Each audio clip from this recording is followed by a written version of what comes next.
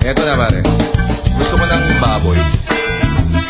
Gusto ko ng baboy. Naiintindihan ko mga tropa at mga beshi ang pagka-bad trip ni Lord De Vera ng bandang Radioactive sa Go Project sa mga taong abusado, kupal, bastos, mapagsamantala, magnanakaw, sinungaling at manyakis. Pero 100% akong sure mga tropa at mga beshi na walang baboy na abusado, mapagsamantala, kupal, bastos, magnanakaw, sinungaling at manyakis. Ang figure of speech o tayutay sa Tagalog ay isang malikhaing paraan. Ganon din, ginagamit ito para makalikha ng emosyon sa iyong mga tagapakinig. At ang isang paraan nga para epektibong may paitindi ang ideya ay ang paggamit ng mga hayop upang ilarawan ang mga negatibong ugali at kagawian ng mga tao. Sa kantang Gusto Ko ng Baboy ay ipinakita ang masamang bersyon ng mga businessman, musikero, makata, basketball player, barangay tanod, konsehal, mayor, congressman, pulis, at mga teacher na nagtuturo ng iba't ibang klaseng kababuyan sa mga estudyante. Ang tanong,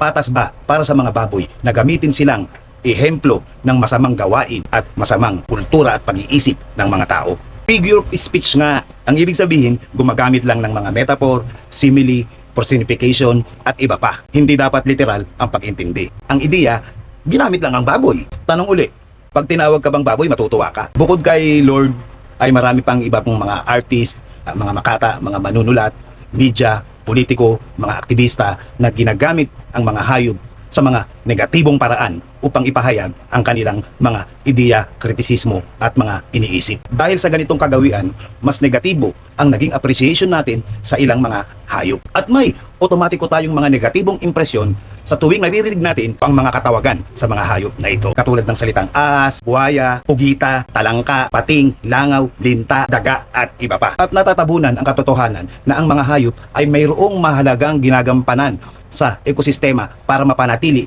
ang pagiging balanse nito. At kung balanse ang ating ekosistema, natural, magiging malusog ang ating kapaligiran, ang ating kalikasan. At kung malusog ang ating kalikasan, benepisyo ito natin ng sangkatauhan. Lahat ng may buhay ay may espasyo sa mundong ito. I-share natin yung mundo, wag kang ano. At yun yung ideya na madalas na natatabunan dahil sa mga maling naratibo.